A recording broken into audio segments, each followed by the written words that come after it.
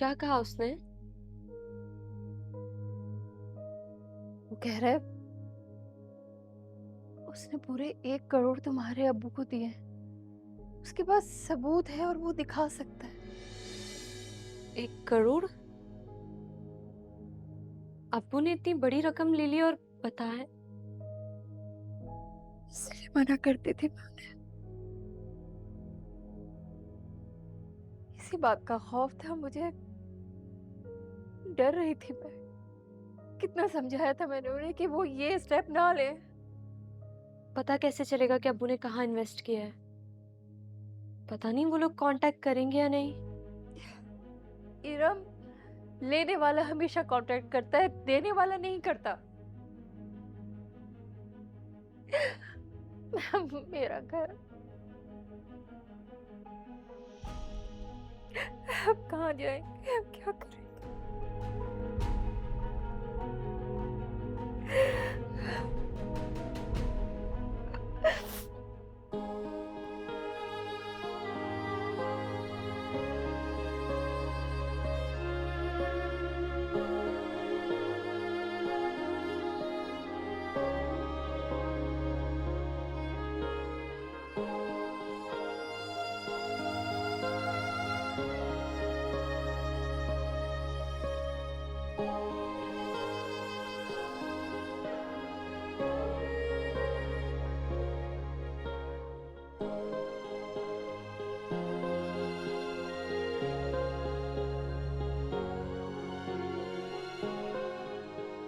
ये क्या? भाई मेरे फूल के लिए एक प्यारा सा फूल मुझे नीचे बाग में दिखा तो तुम्हारे लिए तोड़ लिया।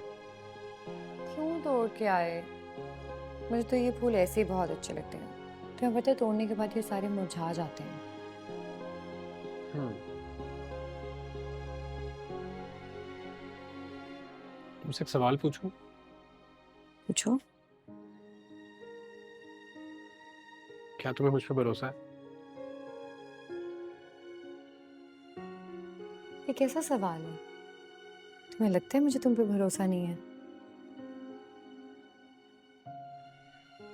तुम मेरी और इरम की दोस्ती से बहुत अनकंफर्टेबल होती हो सो सामा, इसका रीजन तो तुम जान ही चुके हो। लेकिन सच सच बताओ ना, क्या तुम्हें कभी ऐसा लगा कि मेरे और इरम के बीच में, भाई ऑब्वियसली वलीद ने इतना बड़ा इल्जाम लगाया था, इंसान के ज़हन में आ ही जाता है कुछ। तुम मुझे वलीद से कंपेयर कर रहे हो? सामा, मेरा और तुम्हारा रिश्ता वलीद और इरम के रिश्ते जैसा नहीं है। मैं तुम्हें अब से नहीं, बचपन से जानती हूँ।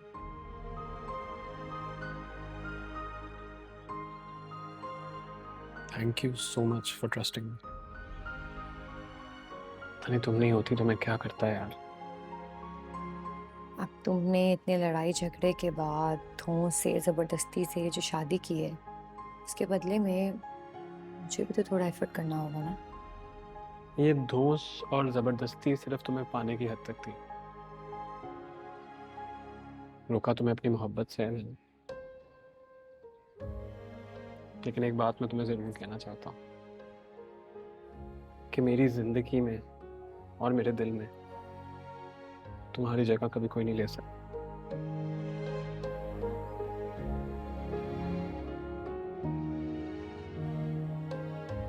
कॉफी पिए? पीते हैं? आई थिंक हम बाहर बैठ के कॉफी पीते हैं, बहुत अच्छा लगेगा।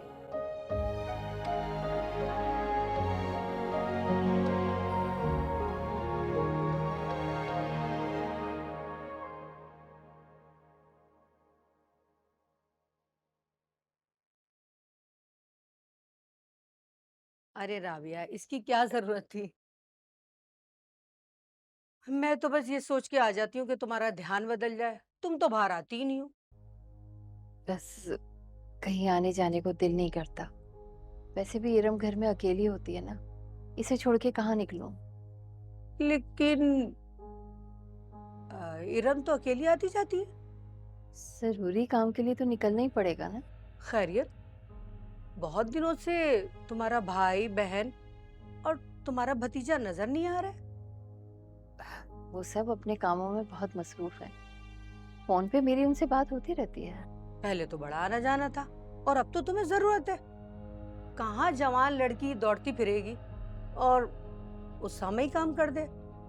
उमूमन तो तुम्हारा दामाद। आपकी क्या प्रॉब्लम है आंटी? हमारे घर कौन आता है, कौन नहीं आता, कौन जाता है, ये आपका कंसर्न कब से हो गया है? इरम,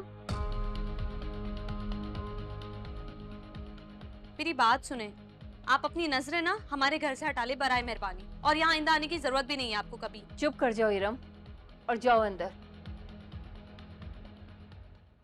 अब इरम की तरफ से मैं आपसे माफी मांग। राबिया, ये जवान लड़की की ना जबान इस तरह अच्छी नहीं होती। और मैं तो कहती हूँ इसके ससुराल वालों ने इसकी जबान की वजह से इससे जान छुड़ाई है।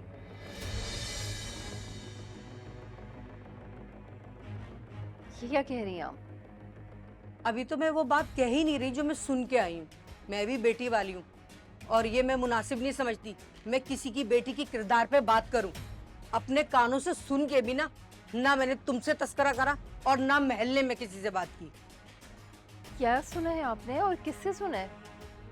इरम और तुम्हारे भतीजे में कोई मामला है?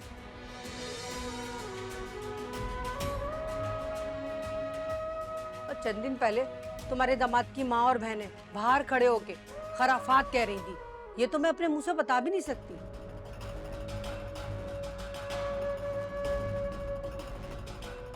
चलती हूँ मैं।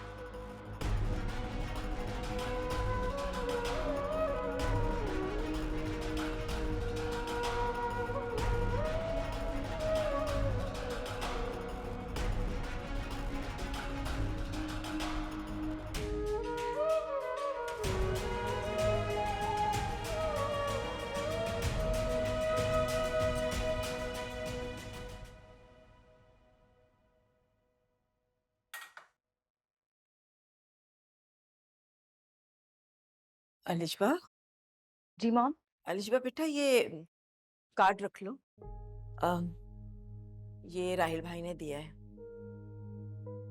मैंने उनसे रिक्वेस्ट की थी कि किसी भी तरह इरम को एडजस्ट कर लें और इस बात की भी ताकीद कर दी थी कि ताहिर को इस बात का पता ना चले। Thank you so much mom.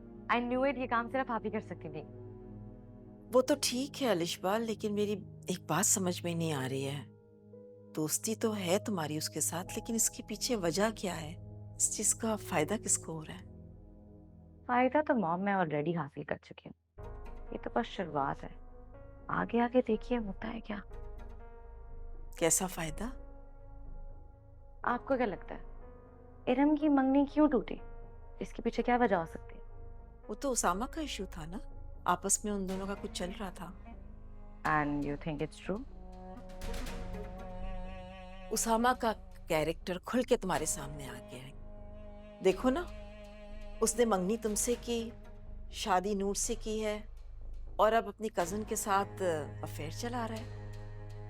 कितना ही कोई चीप कैरेक्टर का लड़का है। मैं तो शुक्र इस बात का कर रही हूँ कि तुम्हारी शादी उससे नहीं हुई। मैं उसकी नूर से शादी कोई कामयाब तो नहीं होने दूंगी। मेरी जिंदगी का मकसद अब यही बन गया है कि मैं अपनी रिजेक्शन का बदला लूं, और इस रिजेक्शन का बदला मैं इरम के थ्रू लूंगी। मेरी चाहत मुझे नहीं मिली, मैं उसकी जिंदगी में भी उसकी मोहब्बत नहीं रहने दूंगी।